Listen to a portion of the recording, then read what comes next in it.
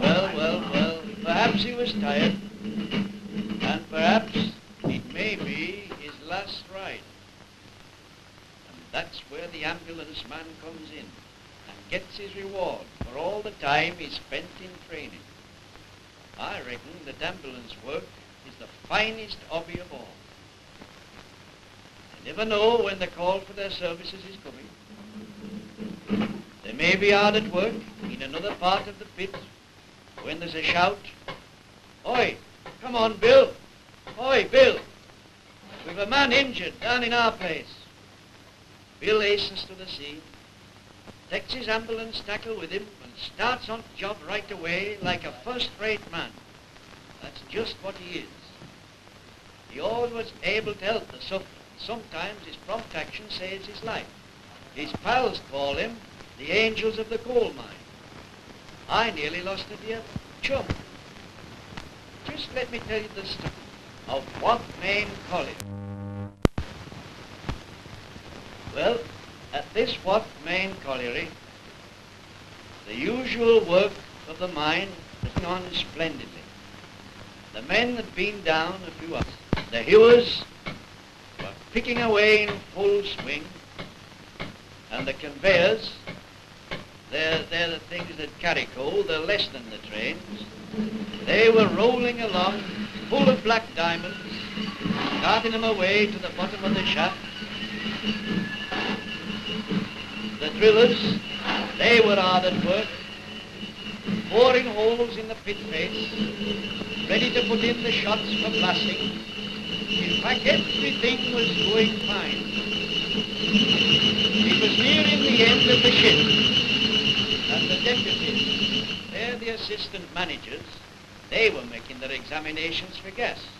They can tell by the special lamps, if there's any about, the light goes blue. While the miners themselves were securing their roofs. Without any warning, there was a tremendous fall of roof. 3 men were buried. One was recovered alive, one dead. One was still entombed. That third man was a dear pal of mine. The hours, the days passed on. Poor Jack Poole. His coffin was made, his grave was dug, all preparations were made for his funeral by his brethren of the RAOB, and still, side by side, the toilers, master and man alike, worked valiantly on. By Jove, there were some thrilling escapes passed unnoticed in that desperate struggle. Hope was almost lost. Then, a miracle. At the end of 4 days, a voice, "Pals, save me." And they did. The angels were soon at work. Shall I ever forget it? Instead of a graveside scene with a broken link, the reunion in the lodge. The link complete.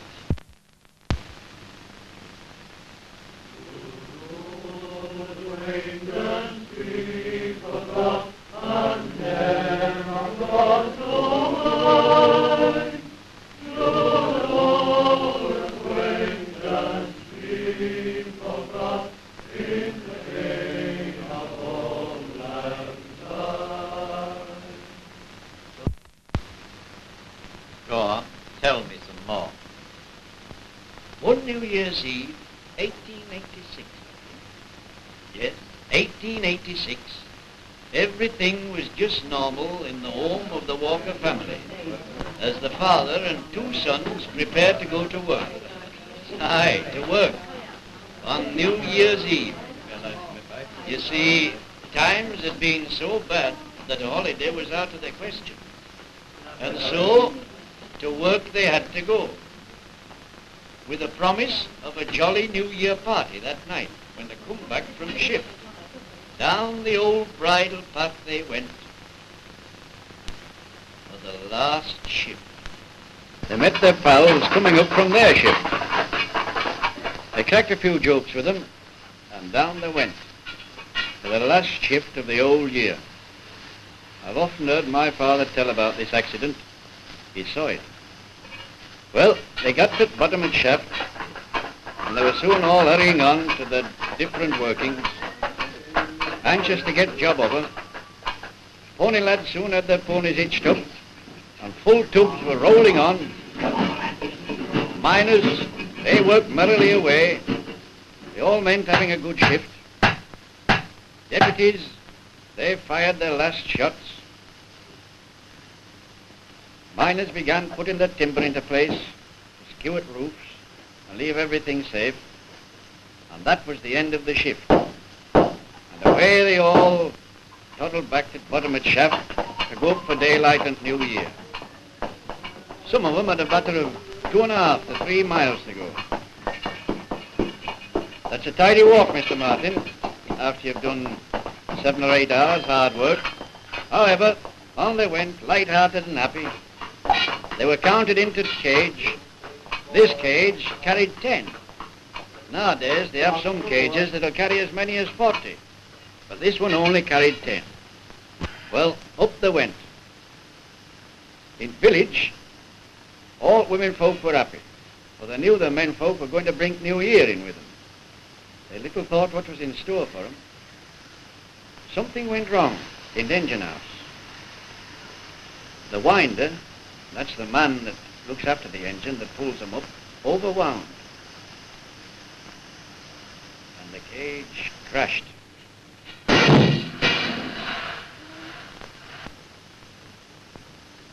Terrible, terrible. I'd no idea such things could happen. Surely they can't happen with the improvements of today.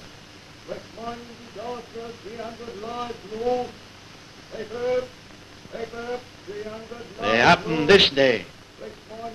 All days. Any day, listen.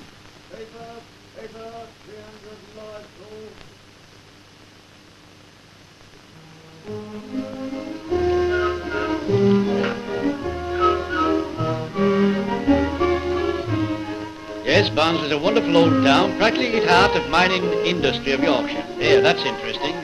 This is a monument erected to a number of miners' leaders. And the building? Oh, that's the Yorkshire Miners Association headquarters. That's where they look after miners' work. Come on, and I'll show you where and how the miner plays. Now, don't you think that's lovely? Splendid.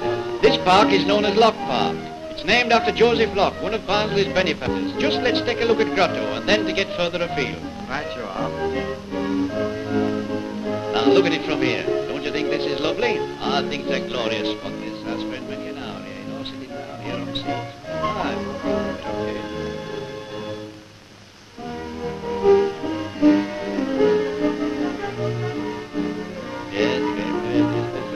This is what they call Old Fountain. It should be running, but it's dry now. We've had a dry summer. For a change. Come on, we'll go down this way.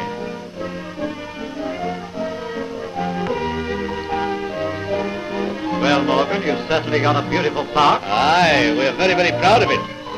Any more beauty spots? Well, a few. I'll show them. Hello, what's that? Oh, that's the beauty spot we made. That's the miners' welfare. We'll have a walk round. What's happening? Oh, an open-air concert or something. Would you like to hear a bit of mining talent? Certainly. Come on, then. That's a grand place, this, I tell you. Yeah. Some good music here from some of these chaps that know how to play.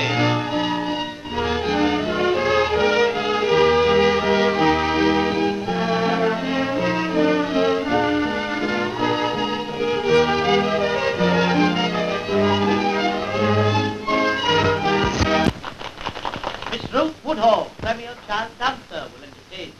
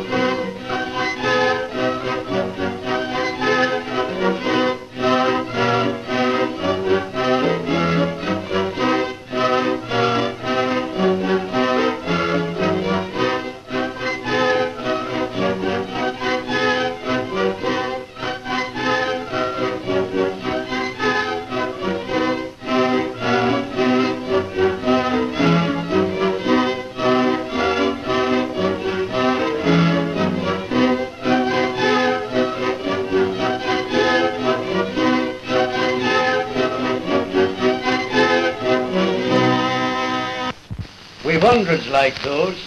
Miss Gladys Harris, a singer from the mining valleys of Wales.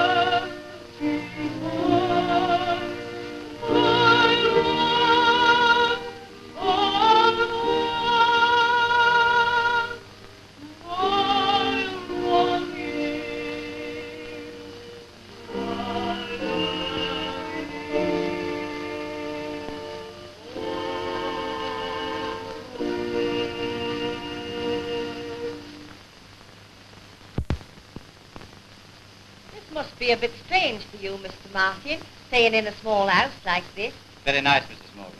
I'm enjoying it. It's a change, and a change is as good as a rest, you know. What's the program today? Oh, you'll see. Get your coat and collar and tie up. Get them cricket flannels out, lass.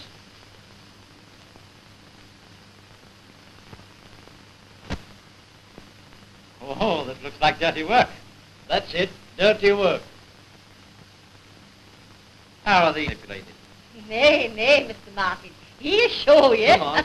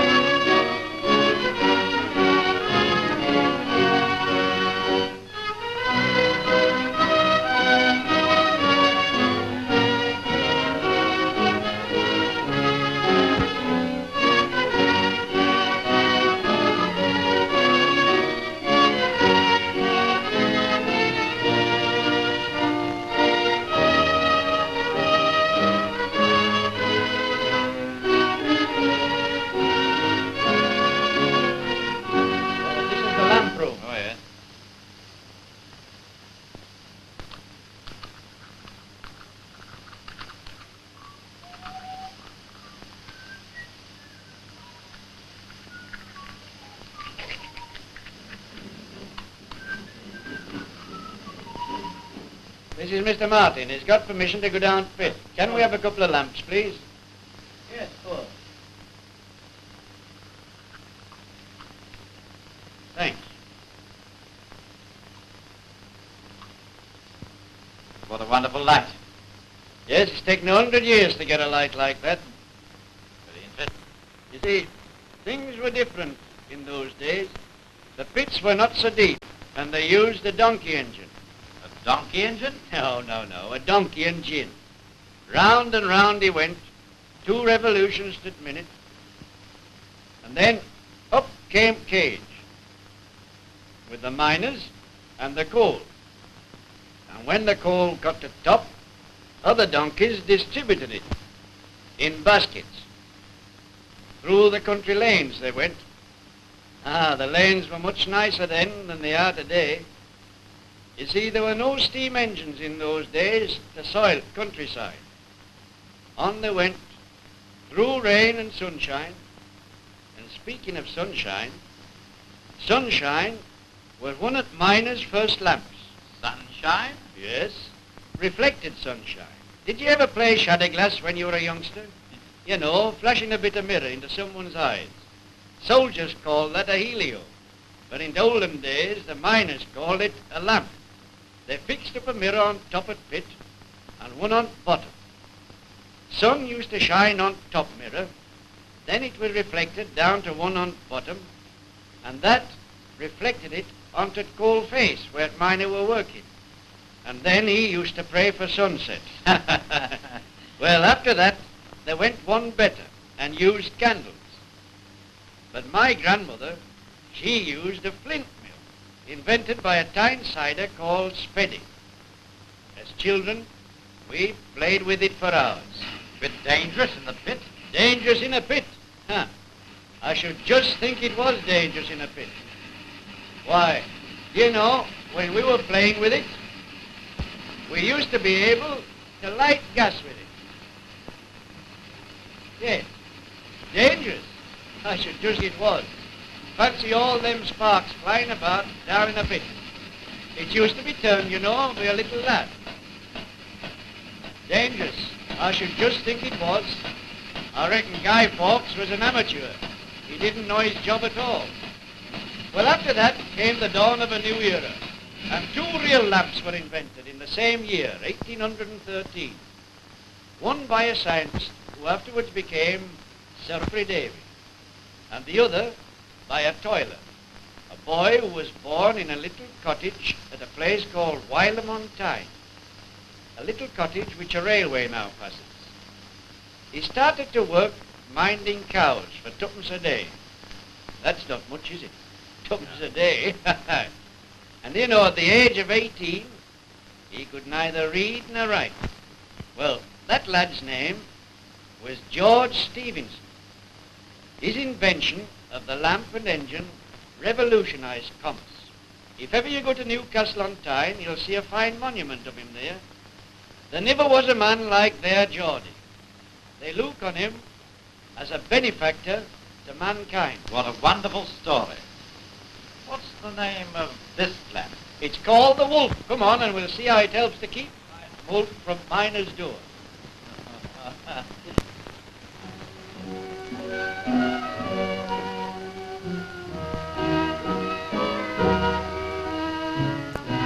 This is engine house.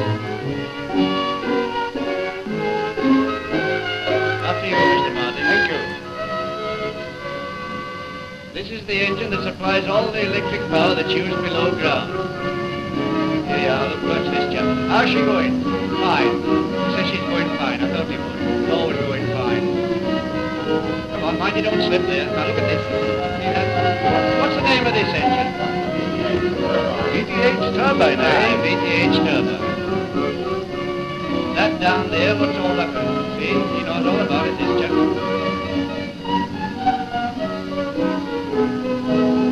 Not a bad switchboard, is it? Excellent indeed. Yeah, but look at that there. Look to see.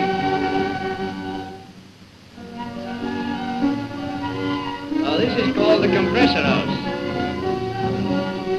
Fine engine, this, isn't it? Yeah, have a look at that, mister. See? This hasn't been going very well lately.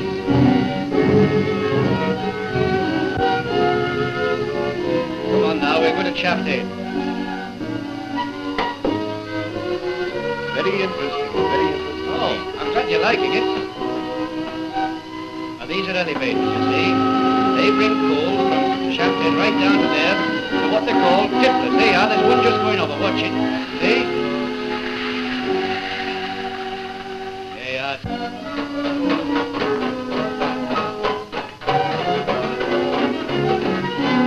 Go on, get in. How are you feeling? All right, thank you. You'll be all right. Hang on to that bar. Yes, not very much news. I'm not. Oh, what you frightened of? I'm not frightened. Yes, all right, thank you. Fast, isn't it? Oh, this is slow because you're on board. We're going up again. No. Everybody gets that feeling halfway down when they go down first time. How deep is this thing? Oh, nearly 3,000 feet. Here we are. Your chap's being searched.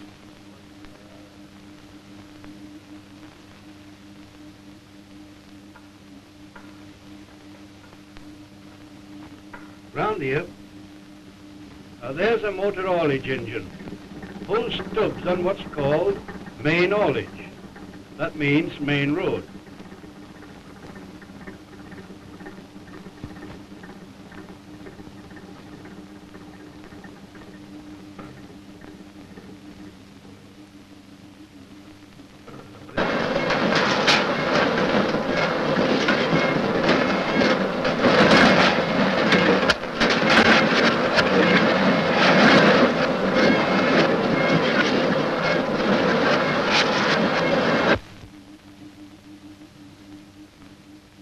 This is another sort of haulage.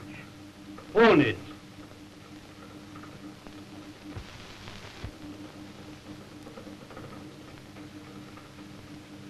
Now watch them chaps over there. Hi!